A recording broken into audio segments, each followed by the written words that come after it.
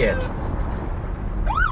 Hi, this is Jim Mangold. We're going to be watching a series of deleted scenes from the film. I imagine you've probably watched them already once without my commentary, so I'm going to talk right over them. This first one is an extension of the driving sequence after the Oklahoma City casino sequence. After he forces Charles to take his pills, we had an additional scene where an officer pulls them over.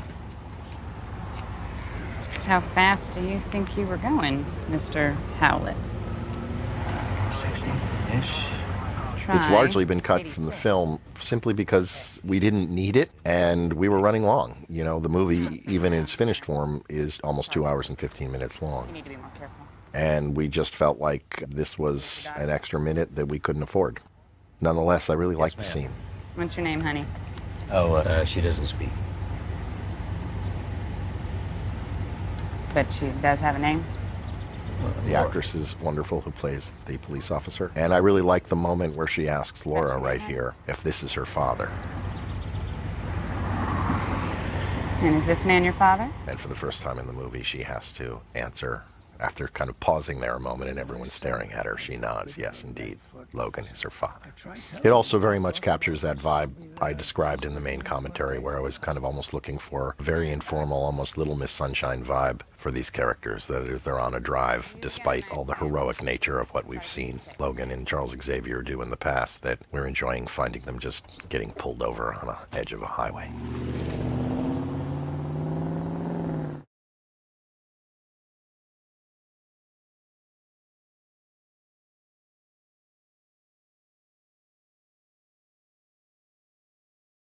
This is an alternate scene that we lifted out, mainly because I felt like it really brought the energy down and dark at a moment that I really liked, that things were feeling very hopeful at this house. I'm so sorry. The scene is obviously one, as if you watched it already, in which Charles tells the family they're visiting that Logan killed his wife. He's talking about Jean Grey. Her name was Jean Grey. He doesn't have all the facts quite right through his hazy memory, but he does manage to get under Logan's skin and freak out the family a bit. This was something that we had written only a part of and then improvised. I'm sorry.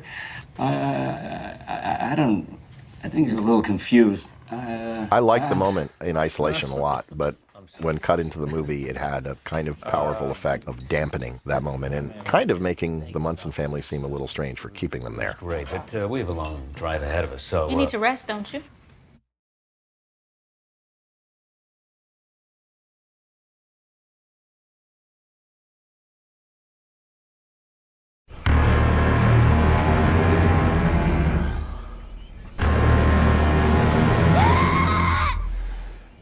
This is a small piece that we lifted out of the Munson house mayhem,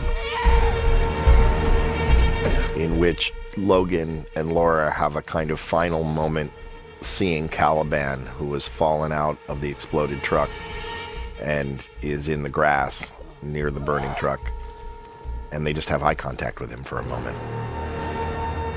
The tricky thing about it is it felt a little bit to us like they shouldn't leave him there. They should take him with them. Why do they take Charles' body and leave Caliban's body?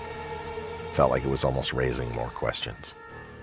At the same time, I felt bad cutting it because I also felt like it gave Stephen's character a kind of farewell. These are the difficult choices you face making a movie.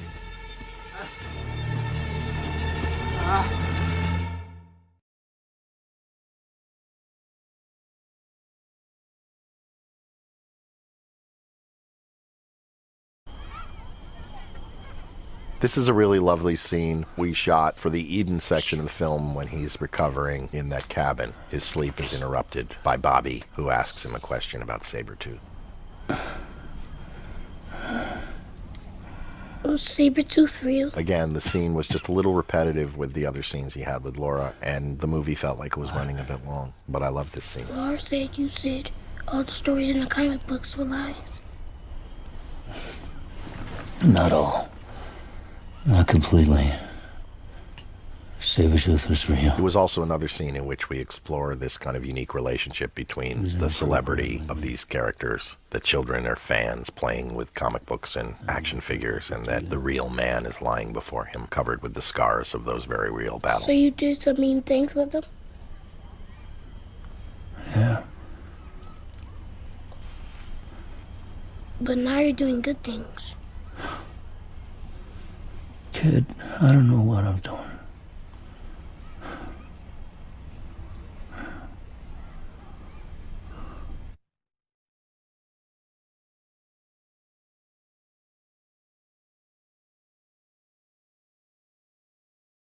This is a short pair of scenes that we felt the story made sense without them, and again, as we were running along, we lifted them, but they explain how Donald Pierce finds the clue of the photograph. We already saw that in a scene that's in the film, shares it with Rice, and reveals to him that the address they're at is an address that's featured in an X-Men comic. According to Wikipedia, it's also there.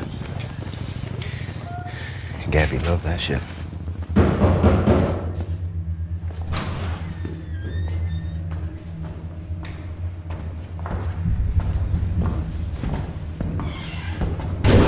Hello, Maria.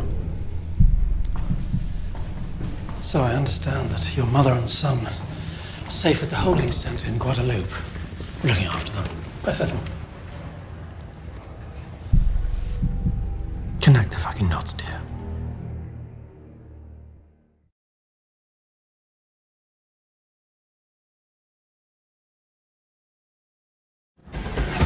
In the last sequence in the Chama Woods, where the kids are racing for their lives, we had a couple bits, this one being the largest one, where we reveal powers of another child. And this kid, why we called him kind of the puppet master, in that he could kind of make people do mirror moves with him. Again, the reason for lifting it was just running time.